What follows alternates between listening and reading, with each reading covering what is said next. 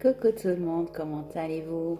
Alors ce matin je vous ai fait une petite publication sur Facebook sur la couleur de la vie, la couleur avec laquelle on perçoit la vie plus exactement.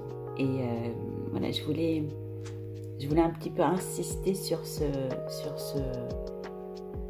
sujet parce que c'est tellement important, tellement important.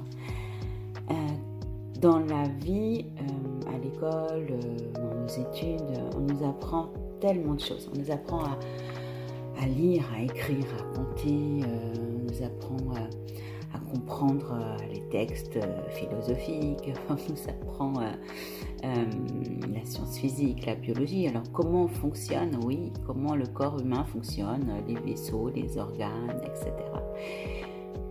Mais comment nous, on fonctionne en tant qu'être humain? Comment ralentir quand à l'intérieur de nous ça va trop vite? Comment changer la couleur des choses qu'on perçoit parce qu'elle ne nous convient pas, parce que tout d'un coup c'est gris à l'extérieur et que si on ne nous dit pas qu'en fait c'est gris parce qu'on le voit gris, on le sait pas.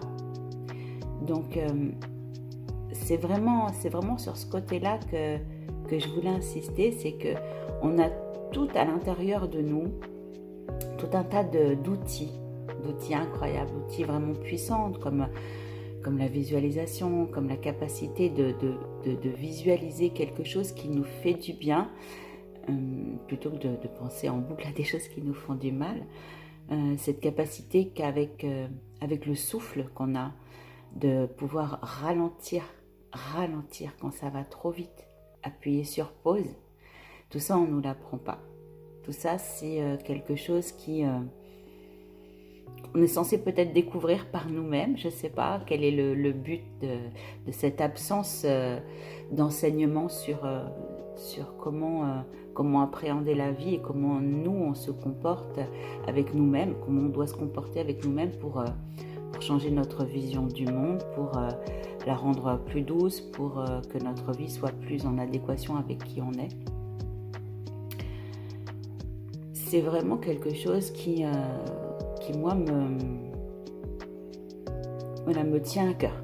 Et c'est aussi peut-être pour ça que j'ai tellement de plaisir à faire de l'initiation à la sophrologie avec tous ces petits bouts en classe de maternelle et de primaire, parce que quand je vois leurs yeux s'écarquiller en disant « Ouh, je me sens tout mou !»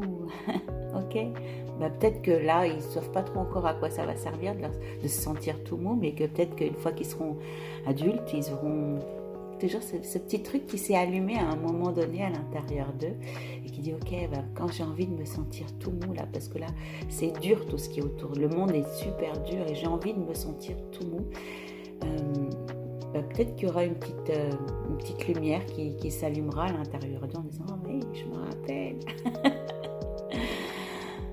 Je souhaite surtout que vous, peu importe l'âge que vous avez, en regardant cette vidéo, vous compreniez que il n'y a pas de fatalité dans la façon dont on perçoit le monde qui est à l'extérieur.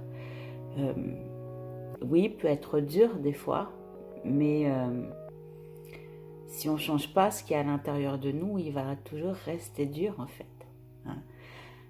On voit bien que quand on n'est pas bien à l'intérieur, quand on a ce qu'on appelle un petit coup de mou ou un coup de blues ou quand ça va pas, même le plus beau des gâteaux, ça sera non quoi. Quand on voit le monde tout en noir, une personne qui va nous regarder, on va forcément interpréter son regard en disant